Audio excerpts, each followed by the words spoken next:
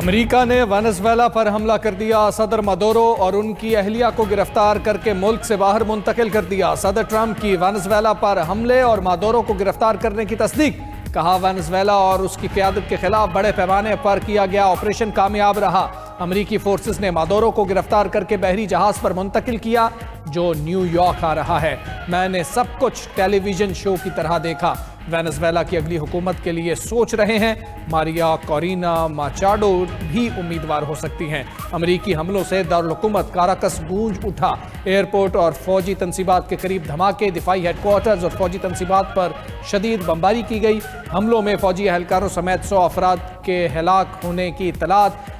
Venezuela میں قومی emergency نافذ، صدارتی محل کے گرد اور اطراف میں ٹینکوں اور بختر بند گاڑیوں کا گشت۔ وینزویلا کی نائب صدر ڈیلسی نے امریکہ سے صدر مادورو اور ان کی اہلیہ کے زندہ ہونے کے ثبوت مانگ لیے۔ کہا حملے کاراکس، میرانڈا، آروگوا اور لا گویرا ریاستوں میں ہوئے۔ امریکہ کا مقصد وینزویلا کے تیل اور معدنیات پر قبضہ کرنا ہے۔ ہتھیار نہیں ڈالیں گے، ہر حال میں فتح حاصل کریں گے۔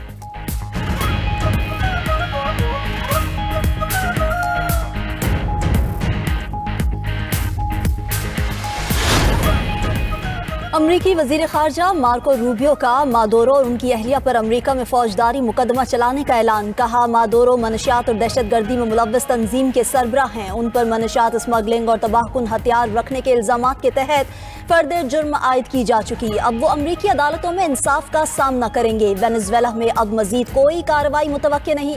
نائب صدر جے ڈی وینس نے کہا کہ وینزویلا کے صدر کی گرفتاری ظاہر کرتی ہے کہ صدر ٹرمپ جو کہتے ہیں وہ کرتے ہیں۔ ہمارا مقصد بالکل واضح ہے، منشیات کی اسمگلنگ ختم ہونی چاہیے اور چوری شدہ تیل امریکہ کو واپس ملنا چاہیے۔ ادھر امریکی سفارت خانے نے کاراکس میں آپریشنز معطل کر دیے۔ امریکی شہریوں کو فوری وینزویلا چھوڑنے کی ہدایت۔ امریکہ نے مادورو کی گرفتاری پر $50 ملین انعام کا اعلان کر رکھا تھا۔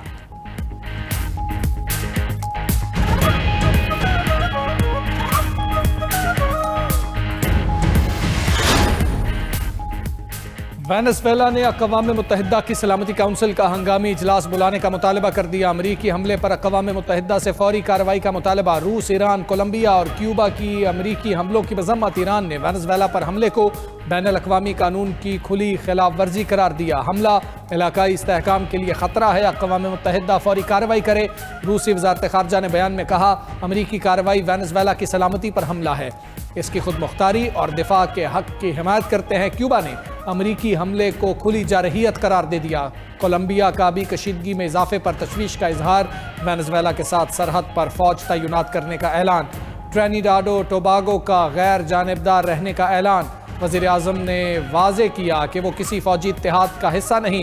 برطانوی وزیر اعظم کیئر سٹارمر نے رد عمل دیا کہ سب کو بین الاقوامی قانون کی پاسداری کرنی چاہیے۔ وینزویلا پر حملے میں برطانیہ کا کوئی کردار نہیں۔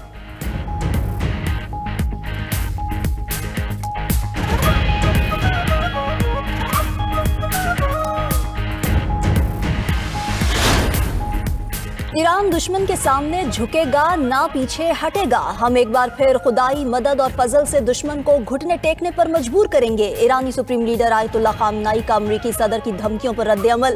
حکومتی عہدیداروں کو احتجاج کرنے والوں سے بات چیت کرنے کی ہدایت۔ خامنائی نے مزید کہا کہ احتجاج کی آڑ میں ہنگامہ آرائی قبول نہیں کی جائے گی۔ وزیر خارجہ عباس اراغچی بولے ٹرمپ کا پیغام غیر ذمہ دارانہ اور خطرناک ہے۔ ہماری مسلح افواج الرٹ ہیں اور ملکی خود مختاری کی کسی بھی خلاف ورزی پر جواب دینا جانتی ہیں۔ ایرانی عوام بھی ماضی کی طرح داخلی امور میں کسی بھی مداخلت کو مسترد کریں گے۔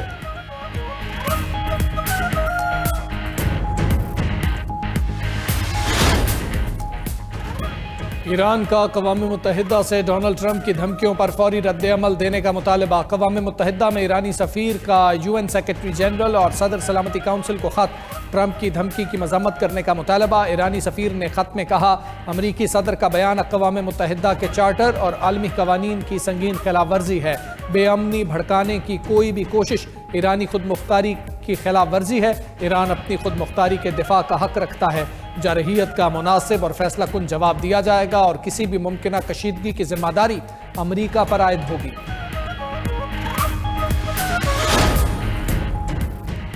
ایران میں مہنگائی اور کرنسی میں گراوٹ کے خلاف عوامی مظاہرے جاری، مختلف مقامات پر ایرانی پولیس اور مظاہرین میں جھڑپیں، اب تک 6 مظاہرین اور 1 پولیس اہلکار جاں بحق۔ مظاہرین کے پتھراؤ سے 30 سے زائد پولیس اہلکار زخمی۔ مظاہروں کے باعث کئی صوبوں میں اسکول، یونیورسٹیز اور سرکاری ادارے بند ہیں۔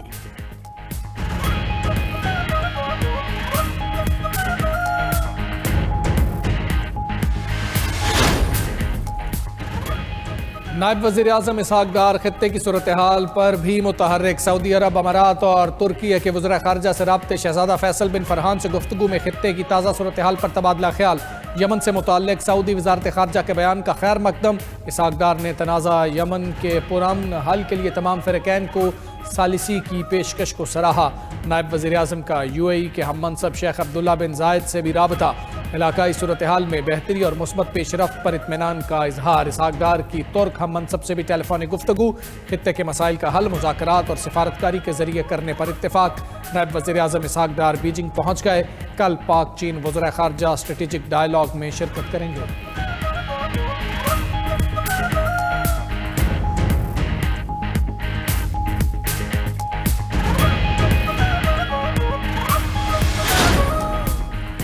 پاکستان کا دفاع ناقابل تسخیر اہم سنگ میل عبور، پاک فضائیہ کا مقامی طور پر تیار کردہ تیمور ویپن سسٹم کا کامیاب تجربہ۔ Taimoor air launch cruise missile 600 kilometre تک زمینی اور بحری اہداف کو نشانہ بنانے کی صلاحیت رکھتا ہے۔ کم بلندی پر پرواز کی صلاحیت دشمن کے ایئر اور میزائل ڈیفنس سسٹمز کو چکمہ دینے میں مؤثر ہے۔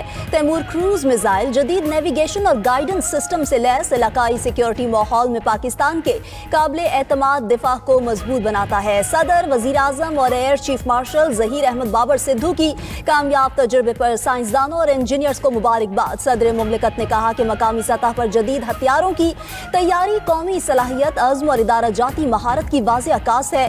دفاعی شعبے میں جدید ٹیکنالوجی کا فروغ پاکستان کی سلامتی اور خود مختاری کے تحفظ کے عزم کا اظہار ہے۔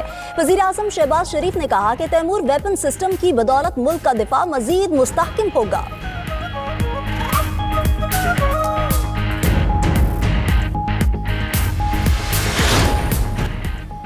ظلم اور فسطائیت کے نظام میں صرف سڑکیں بنتی ہیں، قومیں نہیں۔ قومیں تب بنتی ہیں جب امیر اور غریب کے لیے ایک ہی قانون اور عدل و انصاف کا نظام ہو۔ وزیر اعلیٰ KP سہیل آفریدی کا صحت آگاہی کانفرنس سے خطاب، بولے نظام کو اکیلے نہیں بدلا جا سکتا، سب کو مل کر ذمہ داری ادا کرنا ہوگی۔ پاکستان کو حقیقی معنوں میں مضبوط ریاست بنائیں گے۔ رہنما PTI اسد کیسر نے شکوہ کیا کہ خیبر پختونخوا میں حکومت نہیں کرنے دی جا رہی، صوبے کا چیف ایگزیکٹو اپنے لیڈر سے نہیں مل سکتا، یہ آئین اور قانون کا مذاق ہے۔ الیکشن کا فیصلہ ووٹ دینے والوں نے نہیں، گننے والوں نے کیا۔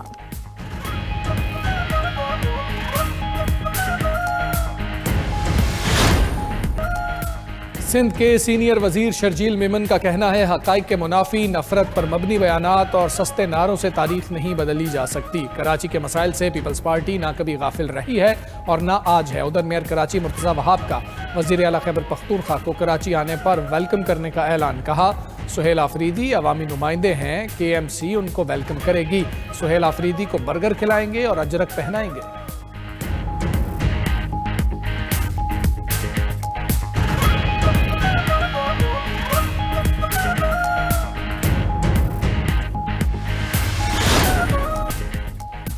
پنجاب میں امراض قلب کے لیے انٹرا ویسکولر سرجری کی جدید ترین تکنیک متعارف کرانے کا فیصلہ۔ وزیر اعلیٰ پنجاب مریم نواز سے اوکلاہوما ہارٹ ہسپتال کے وفد کی ملاقات، پنجاب میں ڈاکٹرز کی ٹریننگ کے لیے خدمات حاصل کرنے پر اتفاق۔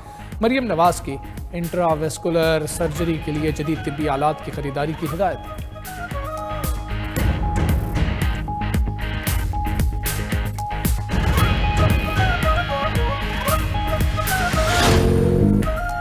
امریکی ریاست کیلیفورنیا کے شہر سان فرانسسکو میں طوفانی بارشوں کے بعد سیلاب، سڑکیں اور عمارتیں پانی میں ڈوب گئیں۔ نیشنل ویدر سروس نے مزید سیلاب کا الرٹ جاری کر دیا، 50 میل فی گھنٹہ کی رفتار سے تیز ہواؤں کی وارننگ جاری۔ ادھر استنبول میں برف باری کے خوبصورت نظارے، 2 روز سے جاری برف باری نے شہر کا حسن دوبالا کر دیا۔ آسمان سے گرتے گالوں سے شاہراہوں سمیت ہر چیز پر سفیدی چھا گئی۔ غیر ملکی سیاح برف باری انجوائے کرنے سڑکوں پر نکل آئے۔ روسی دارالحکومت ماسکو بھی شدید برف باری کی لپیٹ میں آ گیا، سڑکوں اور عمارتوں نے برف کی سفید چادر اوڑھ لی۔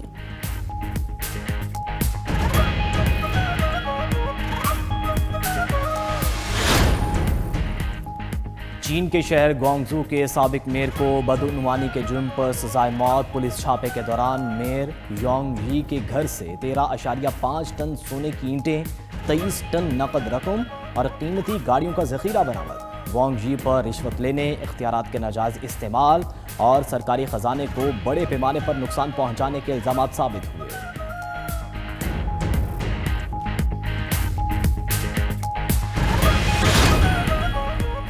سال 2026 کا پہلا اور آخری سپر مون شروع۔ چاند آسمان پر معمول سے زیادہ بڑا اور روشن دکھائی دے گا۔ جنوری کے چاند کو ولف مون، کولڈ مون اور ہارڈ مون بھی کہا جاتا ہے۔